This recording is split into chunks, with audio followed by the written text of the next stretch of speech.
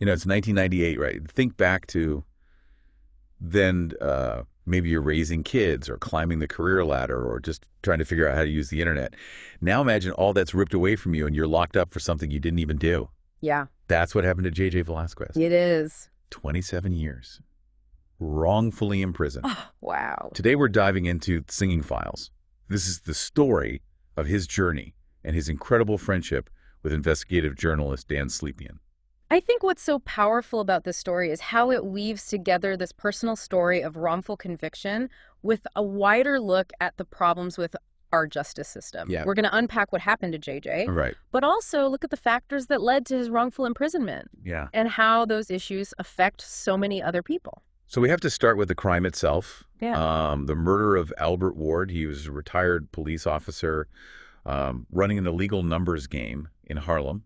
It's a story that would normally be all over the news. Yeah. But what makes it really disturbing is that the man they arrested, J.J. Velasquez, had nothing to do with it. Yeah, and right from the beginning, the investigation was just full of problems. Yeah.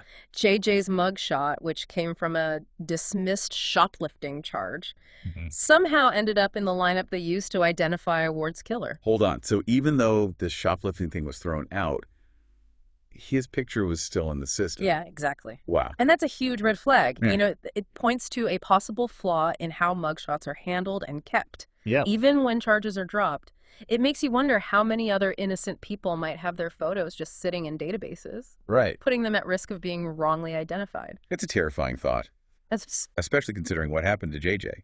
All 8 eyewitnesses in the case misidentified him as the shooter. And this is where we see the real danger of cross-racial bias Right. in eyewitness identification. All the witnesses were black. While JJ is Puerto Rican, studies have shown that cross-racial identification is incredibly unreliable. People are something like 56% more likely to misidentify someone of a different race. So even though these witnesses were sure they saw the killer, their memories might have been distorted because of this bias. Exactly. It's not about being malicious or prejudiced. Right. It's about how our brains process and remember faces, especially when we're under stress. Yeah. Add to that the pressure of a police investigation, and it's clear how easily these misidentifications can happen. It's unbelievable that one photo in a lineup could completely ruin someone's life. Yeah. But there's another part of this story that makes it even more disturbing. The actual perpetrator, Augustus Brown, Right. was pressured by the police to pick someone from that lineup. Yes, and this goes back to the issue of coerced confessions. Right. Brown, who was facing drug charges, was basically forced to choose anyone from that lineup. Wow. Under that pressure, he pointed to JJ's photo, Yeah. even though he later admitted he never actually saw the shooter at the crime scene. So we have a bad lineup, cross-racial misidentification, and a coerced confession. It's like a recipe for injustice. It is, and tragically, it's a scenario that's played out for countless innocent people. Yeah. JJ's story shows just how urgent it is to have safeguards at every step of the criminal justice process, Right. from how lineups are done to how interrogations are handled. And let's not forget the human cost of these failures in the system. Yeah. JJ was sentenced to 25 years to life No.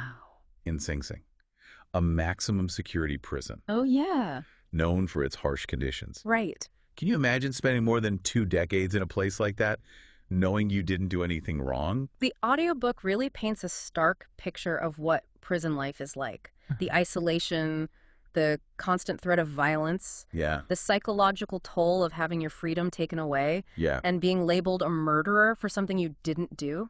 It's hard to understand how someone survives that physically and emotionally. One of the most powerful parts of the audiobook is when JJ talks about how he lost the ability to remember his dreams. Really? He describes it as a coping mechanism, a way to block out the trauma of his trial and his wrongful imprisonment. It's heartbreaking. Yeah. He basically had to shut down a part of his mind just to get through it. Yeah. And yet, even after all that, JJ found a way to not only survive, but to actually find purpose while he was locked up. That's what makes his story so inspiring. Yeah. Instead of giving in to despair, he became a mentor to other inmates, sharing his knowledge and pushing for change within the very system that has failed him. That's incredible strength. Huh. What was it that kept him going? Was there a turning point, a moment when he realized he couldn't give up? Well, that's where Dan Slepian comes in. Right? The investigative journalist who was instrumental in helping JJ get his freedom. Yeah. Tell me more about their relationship, how they met, and how this unlikely partnership came to be.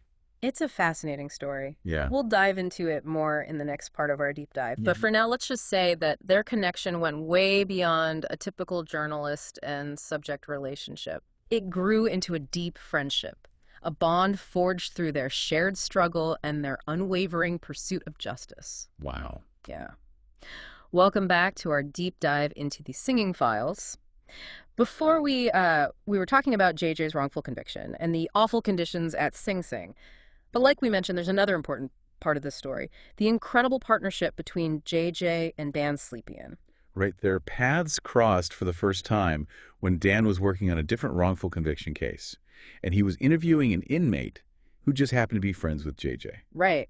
It's almost too perfect, like something you'd see in a movie. It is. It really is. And it just goes to show how powerful human connection can be, even in the most unexpected places. Yeah. So Dan, who was initially skeptical of JJ's claims, started investigating the case. He really went deep looking through trial transcripts, interviewing witnesses, and uncovering these really troubling inconsistencies. So even though he started out doubting JJ, Dan's dedication to being a thorough journalist led him to believe in JJ's innocence. Exactly. And the more he dug, the more convinced he became. Remember we talked about the forced confession from Augustus Brown?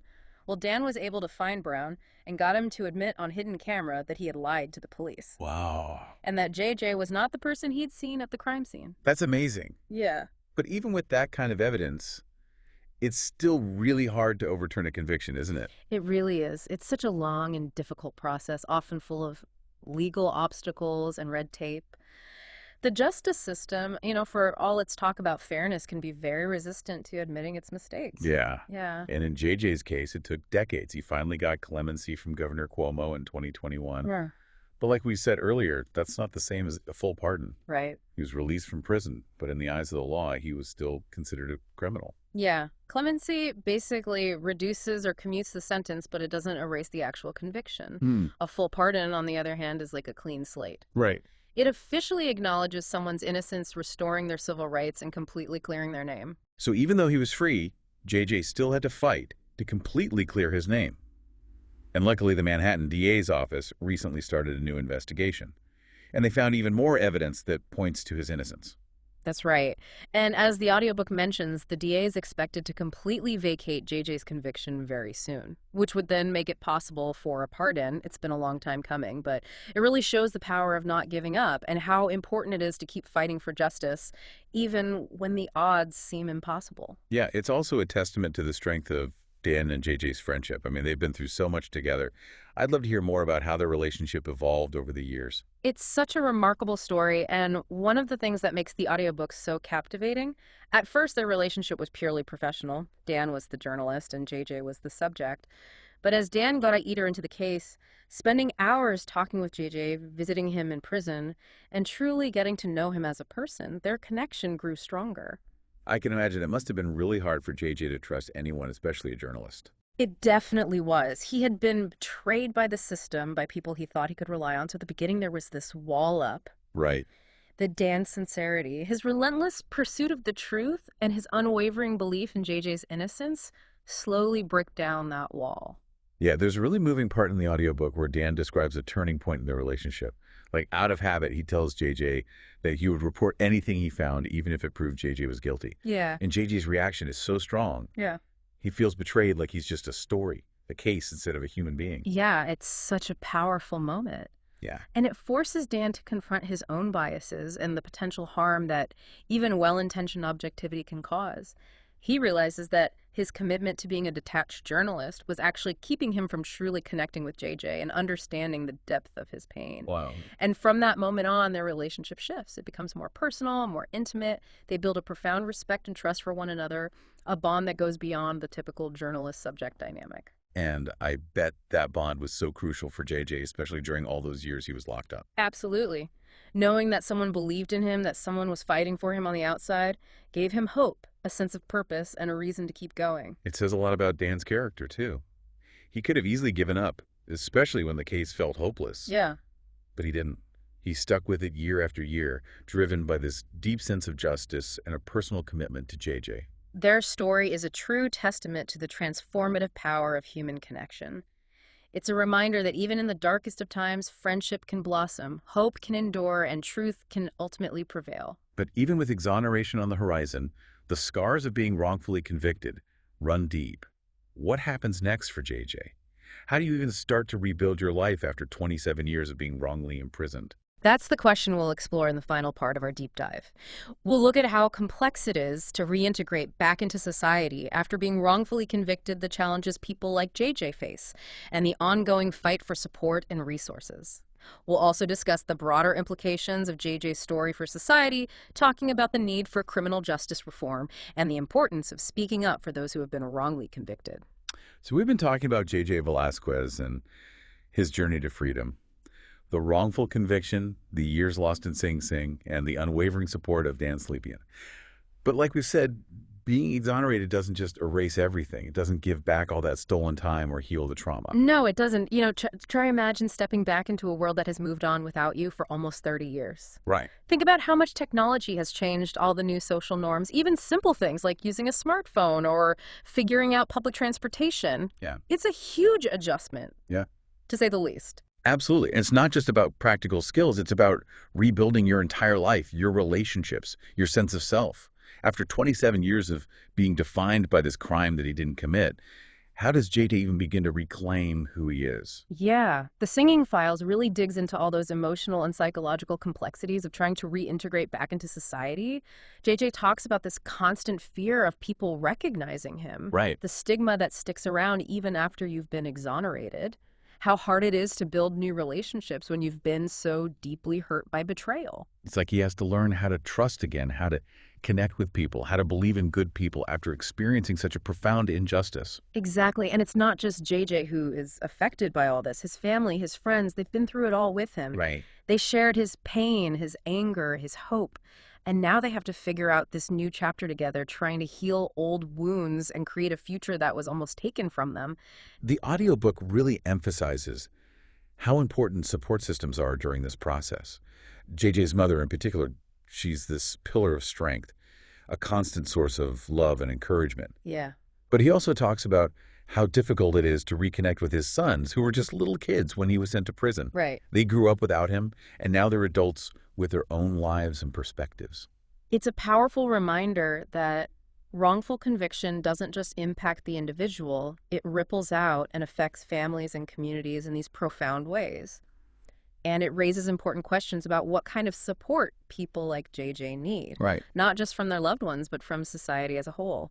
We talked about the legal victory, the expected pardon, but what about the practical stuff? Mm-hmm. Rebuilding a life.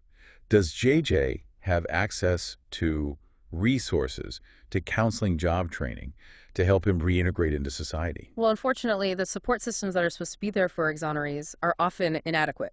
A lot of them struggle to find housing, employment, healthcare.